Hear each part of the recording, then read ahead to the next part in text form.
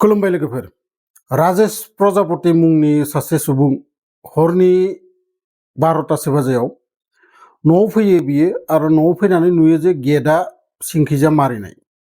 बियो मा खालामो, खाथिनिनो न'खर गंसेनि न'आव थाङो आरो बिसानि बिल्डिं सायाव गाखोनानै गावसानि बिल्डिं साखैजा सिङाव हाबबोयो।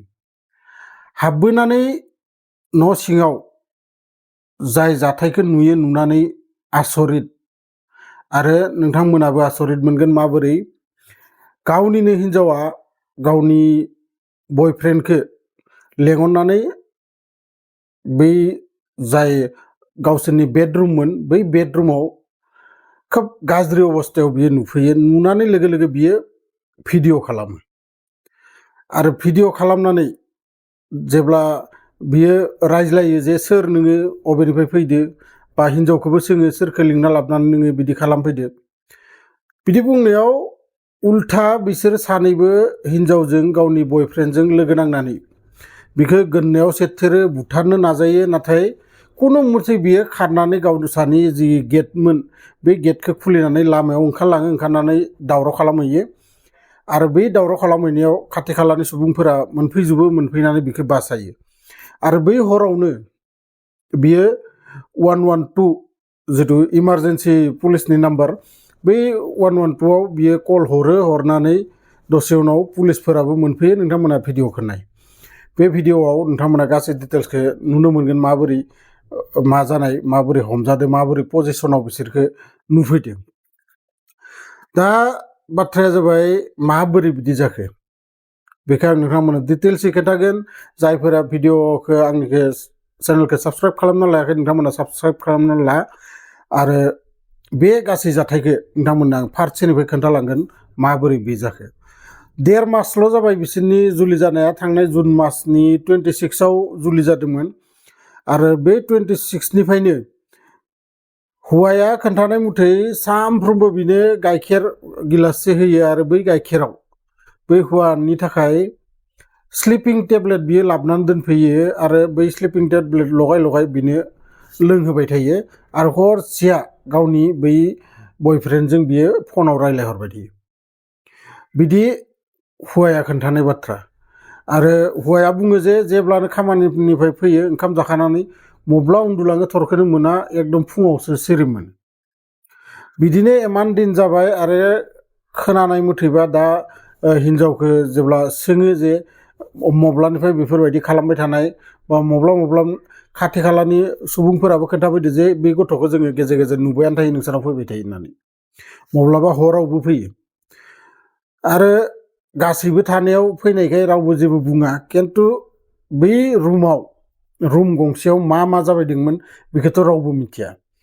बै हिनजावा सानफ्रोमबो बिनो स्लिपिं टेब्लेट होयो आरो सानफ्रोमबो बिदि फनजोंबो रायलायलायो आरो लोगोसे गेजेर गेजेर बै सेंग्राया बिसानाव फैयोबो। बै 26 जुनाव जेब्ला जुलि जायो, जुलिनि सिगां खोनानाय बाथ्रा बा बिसोरनि हौवा फालनिफ्राय बुंनाय बाथ्रा, बिमा बिफाया सानैखौबो हारसिङै रायज्लायनोबो होदोंमोन जुलिनि सिगां, जे सानैबो माबाफोर आपत्ति दोङोबाथाय दानो खोन्थागा। दाबायदि जुगाव बुहुद बेफोरबायदि एक्सिडेन्ट नोंथांमोना नुनो मोनबाय थायो, जे द्रामाव सोना दोननाय, पाहार सानिफ्राय हाजो सानिफ्राय गारहरनाय, बा सोरखौबा गावनिनो रुमाव फबना दोननाय। बिनि थाखायनो बिमा बिफाया बुङो जे नोंसोर सानैबो रायज्लायलाय, जुदि अमान्ति दोङोबा, जुदि नोंसा बे जुलियाव माबाफोर हेंथा दोङोबाथाय खोन्थाखा, जाहाथे जोङो उनाव प्रब्लेमाव गोलैया। आरो सानैबो जेब्ला रायज्लायो, बै रायज्लायनाय समाव खनसेबो बै हिनजावा बुङाखैमोन जे आंहा बे जुलियाव एसेबो गोसो गैया होननानै। बिथ' खुला बुङो जे आंहा बे जुलियाव जेबो बाधा गैया, आं बेजों जुलियाव जगोन होननानै।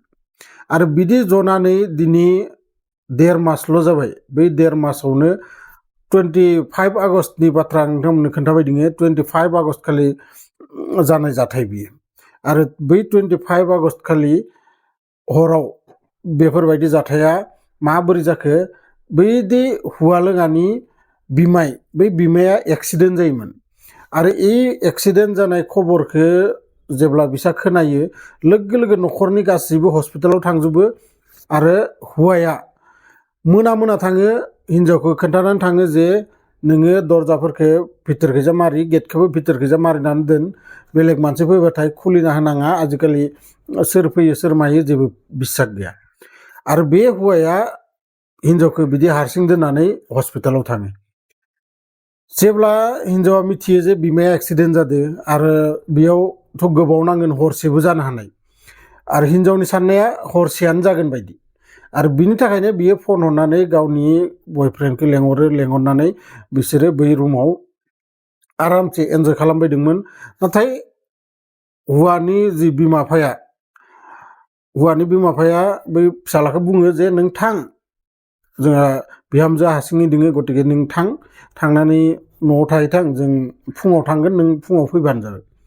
आरो बै हर गेजेराव बैयो फैनानै बे गासै जाथाया जि घटना गासैखौबो मिथिजोब्बाय दा भिडिअ'आ नोंथांमोना इन्स्टाग्रामाव नुनो मोनगोन फुरा ससियेल मिडियायाव भाइरेल जाजोबदो नोंथांमोना बे जासियाव जानाय घटना जेराव इउपिनि खाथियाव नोंथांमोना जानसिखौ मिथिगो बै जानसियावनो जानाय जाथाय बियो नोंथांमोना सार्च खालामबानो गासैखौबो मिथिगोन आरोबाव खनसे नोंथांमोनखौ खावलायहरबाय जायफोरा आंनि चेनेलाव गोदानै फैदो बेफोरबायदि स्ट'रि खोनाबाय थानो थाखाय रियेल स्ट'रि रियेल क्राइम खोनानो थाखाय नोंथांमोना चेनेलखौ साबस्क्राइब खालामनानै ला लोगो मोनगोन बेफोरबायदिनो मोनसे इन्टारेस्टिं भिडिअ लानानै नेक्स्ट भिडिअ अब्लासिम गोजोन्थों।